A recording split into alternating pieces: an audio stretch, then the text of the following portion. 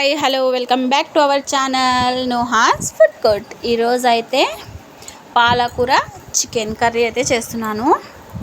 దీనికోసం KG chicken అయితే తీసుకొని బాగా వాష్ చేసి పెట్టుకున్నాను. ఒక ఆనియన్ సన్నగా తరిగి తగినంత ఆయిల్ వేసేసుకొని అందులో ఆనియన్స్ వేసి బాగా వేయించుకోవాలి. ఇందులో టమాటోస్ ఏం వేయట్లేదు. చికెన్ వాష్ చేసుకున్న తర్వాత తగినంత ఉప్పు, పసుపు, కారం వేసి బాగా ఫస్టే మనం కలిపి పెట్టేసుకోవాలి.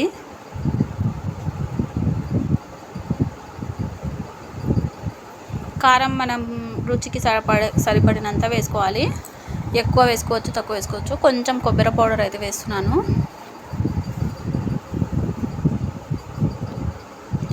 అల్లం వెల్లుల్లి పేస్ట్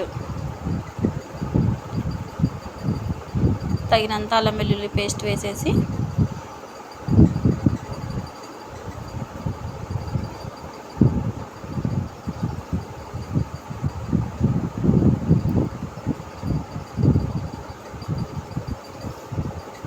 చాలా సింపుల్ అండి, ఈజీ రెసిపీ, భలే టేస్ట్ ఉంటుంది. ఒకసారి ట్రై చేసేయండి. మా ఛానల్ని లైక్ చేయండి, షేర్ చేయండి, సబ్స్క్రైబ్ చేసుకోండి. నెక్స్ట్ ఏ రెసిపీ చేయాలో కామెంట్ చేసేయండి. మనము ఆనియన్స్ని బ్రౌన్ కలర్ వచ్చేంతవరకు అయితే వేయించకూడదు. కొంచెం కొద్దిసేపే వేయించి ఇంకా అందులో మనము ఈ చికెన్ ముక్కలను వేసి ఇంకా మూత పెట్టేసి ఉడికించుకోవటమే. సిమ్లో పెట్టేసేయాలి. సిమ్లో పెట్టేసి ఇంకా బాగా ఉడికియాలి చికెన్ని. చికెన్ బాగా ఉడికిన తర్వాత అయితే ఇంకా లాస్ట్కి ఇది పాలకూర వేసి ఇంకొద్దిసేపు ఉడికినివ్వాలి. చాలా ఈజీ. మనం కావాలనుకుంటే కొంచెం కొత్తిమీర కూడా ఇందులోనే కట్ చేసి వేసేయాలి. Super tasty.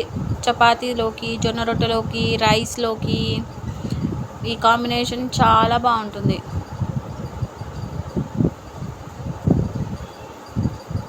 ఆకుకూరల్ని ఇలా కూడా ప్రిపేర్ చేసుకుంటే తినని వాళ్ళు కూడా తింటారు. చిన్నపిల్లలు తినరు కదా, అట్లాంటప్పుడు ఇలా ప్రిపేర్ చేసి పెడితే చికెన్తో పాటు తినేస్తారు. ఇంకా మనం కొంచెం వేడి నీళ్ళల్లో పాలకూరని బాయిల్ చేసి మిక్సీకి వేసి పేస్ట్ వేసేస్తే ఇంకా మంచిది. కాకపోతే అలా చేయడం వల్ల గ్రీన్ చికెన్ అయిపోతుందని నేనైతే ఇలా ట్రై చేశాను.